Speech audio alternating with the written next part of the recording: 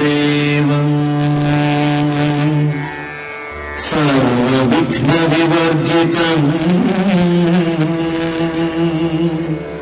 സർവസിദ്ധിപ്രദാതാരം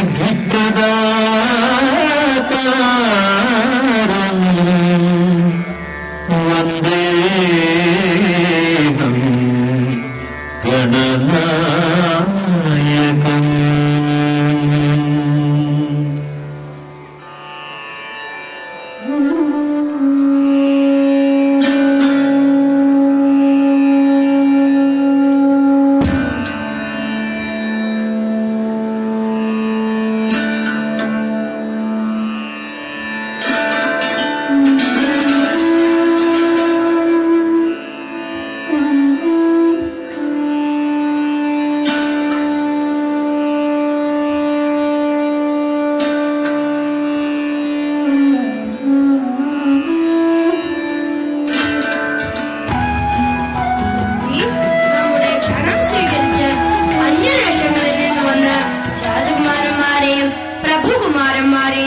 യഥോചിതം സ്വീകരിച്ചുവോ?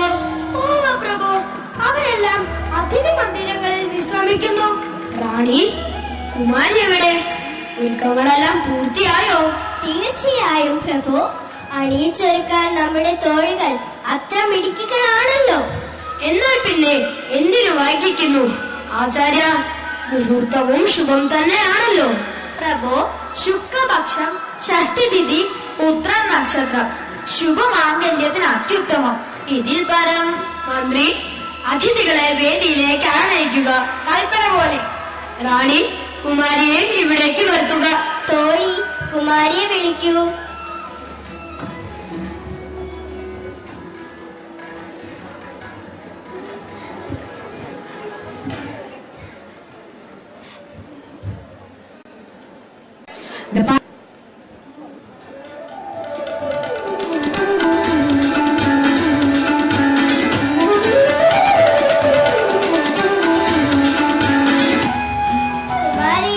ഒരുക്കങ്ങളെല്ലാം പൂർത്തിയായിരിക്കുന്നല്ലോ. ഇതാ സുന്ദരന്മാരായ എത്രയോ രാജകുമാരന്മാരാണ് നിന്നെ വിവാഹം കഴിക്കാൻ എത്തിയിരിക്കുന്നത്. ഇവരിൽ നിന്ന് നിനക്ക് അനുയോജ്യനായ ഒരാളെ നീ തന്നെ തെരഞ്ഞെടുത്തു കൊള്ളുക. അതെ കുമാരി, അനുയോജ്യനായ ഒരാളെ കണ്ടെത്താൻ നിനക്കു ഞങ്ങൾ പൂർണ്ണ അനുമതി തരുന്നു. എവിടെ തോഴി സുബാലിക? പ്രഭു, രാജകുമാരന്മാരെ കുമാരിക്കൊന്ന് പരിചയപ്പെടുത്തൂ. കുമാരി വരൂ. ഇത് വംഗദേശത്തെ തോഴി. വിശദാംശങ്ങൾ പിന്നീടാവാം. അവർ ഏത് വംശക്കാരോ ദേശക്കാരോ ആയിക്കൊള്ളട്ടെ, എനിക്കതിൽ താല്പര്യം ഒട്ടും തന്നെയില്ല. പിന്നെ അച്ഛൻ ക്ഷമിക്കണം, വിവാഹകാര്യത്തിൽ എനിക്കൊരു വ്യവസ്ഥയുണ്ട്. അങ്ങ് കോപിക്കില്ലെങ്കിൽ പറയൂ, എന്താണത്? ഒരുവനെ ശ്രേഷ്ഠനാക്കുന്നത് വംശമോ രാജ്യമോ ഒന്നുമല്ല, മറിച്ച് അയാൾ കരസ്ഥമാക്കിയ വിദ്യയാണ്, പാണ്ഡിത്യമാണ്. അതിനാൽ ഞാനൊരു ശാസ്ത്രവാദം നടത്തുവാൻ താല്പര്യപ്പെടുന്നു. വാദത്തിൽ എന്നെ തോൽപ്പിക്കുന്ന ആളെ മാത്രമേ ഞാൻ വരിക്കൂ. എന്ത് വിചിത്രമായ ആവശ്യമാണത്! അങ്ങനെ അംഗീകരിക്കുന്നുവോ?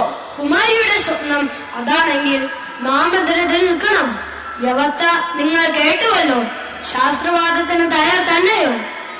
അംഗീകരിക്കുന്നു രാജൻ. നിങ്ങൾ കേട്ടുവല്ലോ. ശാസ്ത്രവാദത്തിന് തയ്യാർ തന്നെയോ? അംഗീകരിക്കുന്നു രാജൻ. എന്നാൽ ആരംഭിക്കാം. വാദപ്രതിവാദം തുടങ്ങാം. ആദ്യത്തെ ചോദ്യം അക്ഷരമാലയിൽ നിന്നു തന്നെയാവാം. ശ്രീ പരമേശ്വരന്റെ ഡമരുവിൽ നിന്ന് ഉത്ഭവിച്ച അക്ഷര സമൂഹം അഥവാ മാഹേശ്വര സൂക്തങ്ങൾ ഏതെല്ലാം?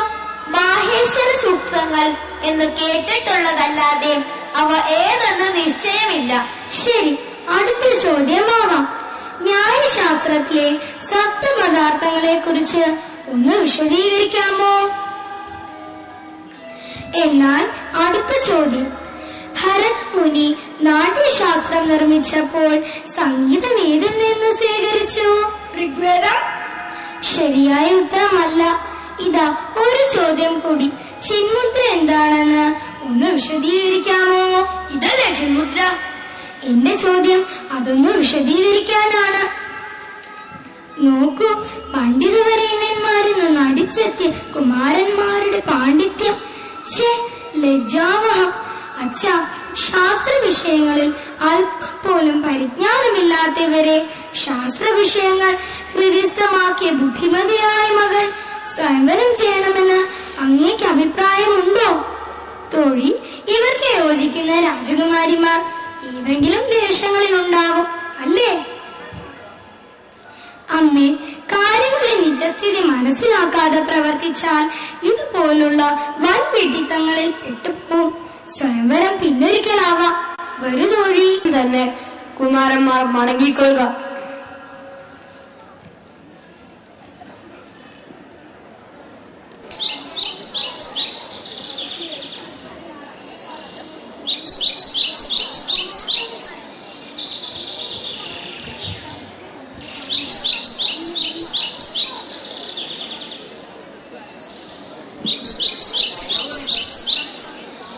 ഇതിനൊരു പ്രതിഫലം നൽകാതെ മടങ്ങുന്നത് ഉത്തമമാവില്ലെന്ന് എനിക്ക് തോന്നുന്നു. പക്ഷേ നാം എന്തു ചെയ്യാൻ? കുമാരിയെ ലഭിക്കാത്തതിലല്ല എനിക്ക് ഖേദം. സ്വയംവരമല്ലേ, ഇഷ്ടപ്പെട്ട ആളെ മാത്രമേ വിവാഹം കഴിക്കൂ. അതെ അതെ, സ്വയംവരവുമാവാം, വ്യവസ്ഥകളുമാവാം. പക്ഷേ ഇത്രയധികം നമ്മെ ആക്ഷേപിച്ചതെന്തിന്? എന്താ കുമാരിയുടെ അഹങ്കാരം? കേവലം ഒരു പെണ്ണായവൾ പുരുഷന്മാരെ ഇത്ര അധിക്ഷേപിക്കേ ധിക്കാരം തന്നെ, അല്ലാതെന്താ? അതാണ് കൂട്ടുകാരെ ഞാൻ പറഞ്ഞത്. ഈ പാണ്ഡിത്യ കഴിവിന് തക്ക പ്രതിഫലം നൽകാതെ നാം മടങ്ങുന്നത് പുരുഷന്മാർക്ക് ചേർന്നതല്ലെന്ന്.